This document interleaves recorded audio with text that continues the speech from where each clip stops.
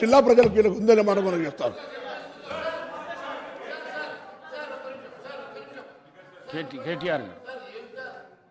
Sir 55 సంవత్సరాల Congress party చరిత్ర, Congress party నిర్వాకం, విద్యుత్ విషయం అడుగుతారు ఇనరా మళ్ళా అదే చెప్తున్నా. అధ్యక్ష నేను చెప్తాను, వైట్ పేపర్లో ఇలా చాలా గొప్పగా ఈ ప్రభుత్వమే స్పష్టంగా చెప్పింది అధ్యక్ష. ఏం చెప్పింది అధ్యక్ష? మాకు ప్రజలు 11 సార్లు అవకాశం ఇస్తే, 50 ఏళ్ళ అవకాశం ఇస్తే మేము ఇయ్యగలిగింది 2014 నాటికి 6 గంటల కరెంటు మాత్రమే. అంతటి అసమర్థత మాది, అంతటి చేతగానితనం మాది అని వాళ్ళే ఒప్పుకున్నారు అధ్యక్ష. చెప్పనండి అధ్యక్ష, నేనేం అన్పార్లమెంటరీ మాట్లాడతలేను, శ్వేతపత్రంలోదే మాట్లాడుతున్నా అధ్యక్ష. కాంగ్రెస్ అధ్యక్ష ఇప్పుడు మీది కాంగ్రెస్ పార్టీ కాదు సార్ అధ్యక్ష, మీరు మాకు అవకాశం ఇవ్వాలి సార్. తప్పు సార్ సార్, ఆయన మాట్లాడినప్పుడు నాకు అవకాశం ఇవ్వాలి మీరు దయచేసి అధ్యక్ష. విజయవాడలో రాయలసీమ థర్మల్ పవర్ కేంద్రం ఎక్కడ పెట్టిన అధ్యక్ష? కడపలో బొగ్గుందా అధ్యక్ష? కడపలో నీళ్లున్నాయా అధ్యక్ష? విజయవాడలో బొగ్గుందా? ఇలా బాగా మాట్లాడుతున్నారు. ఆ రోజు తెలంగాణలో విద్యుత్ కేంద్రాలు కట్టకుండా తెలంగాణ ఏర్పడే నాటికి 2700 లోటు మెగావాట్లతో 2700 మెగావాట్ల లోటుతో ఆనాడు మాకు నష్టాల్లో అప్పజెప్పిపోయింది. వీలు కాదా అధ్యక్ష? 6 గంటల కరెంట్ ఇచ్చింది వీలు కాదా?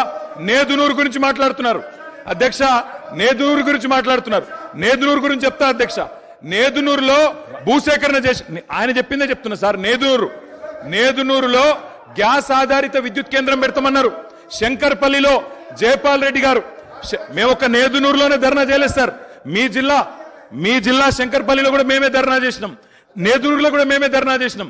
2 దగ్గరలో రైతుల భూములు తీసుకున్నారు. గ్యాస్ సార్ ఇప్పుడు వైట్ పేపర్ మీద చర్చ జరుగుతుంది అధ్యక్ష. సార్ మా గౌరవ సహచర మంత్రి గారు నేదునూరు గురించి అడిగారు.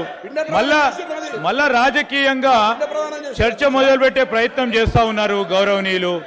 మేము అడుగుతా ఉన్నాము, ఎవరైతే సిపిఐ సభ్యులు వారి చర్చ ఇంకా జరిగేది ఉందో చెప్పండి. తర్వాత వారి పూర్తి స్థాయిలో క్లారిఫికేషన్లో అడగమనండి సార్.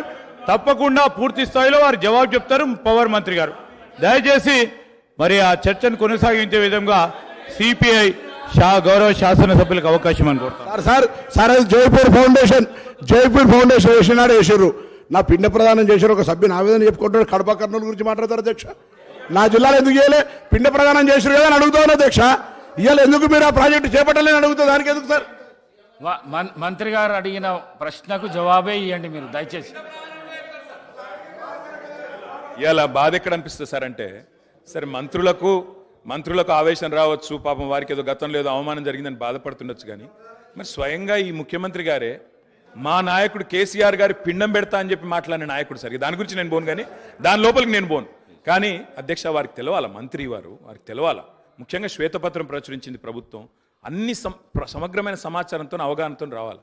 నేదునూరులో ఎక్కడ మానకొండూరు నియోజకవర్గం నేదునూరులో, అదేవిధంగా శంకర్పల్లి ఇవాళ చేవెళ్ల నియోజకవర్గం శంకర్పల్లిలో ఆనాడు యూపీఏ ప్రభుత్వం ఉన్నప్పుడు గ్యాస్ ఆధారిత విద్యుత్ కేంద్రాలు నెలకొల్పుతామని చెప్పి భూసేకరణ చేసిండ్రు, రైతుల దగ్గర తీసుకున్నారు.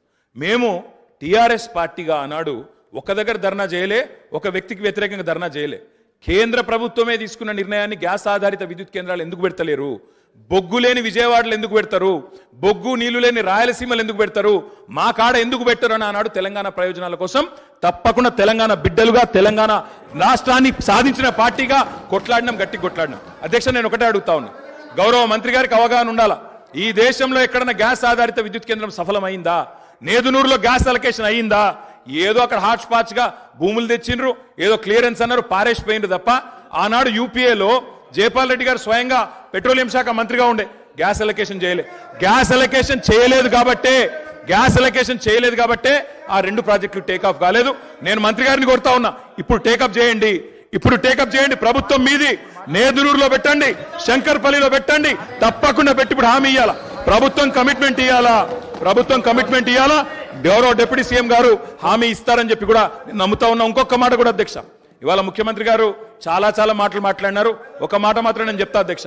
ఇవాళ నోటికొచ్చినట్టు అక్బరుద్దీన్ ఓవైసీ గారు మాట్లాడుతుంటే వారిని అవమానిస్తారు, ఇక్కడ మేము మాట్లాడితే మమ్మల్ని అవమానిస్తారు. సార్ కోనమనేని సాంబశివ గారు సార్ ఒక నిమిషం సార్. మా భారతీయ జనతా పార్టీ పేరు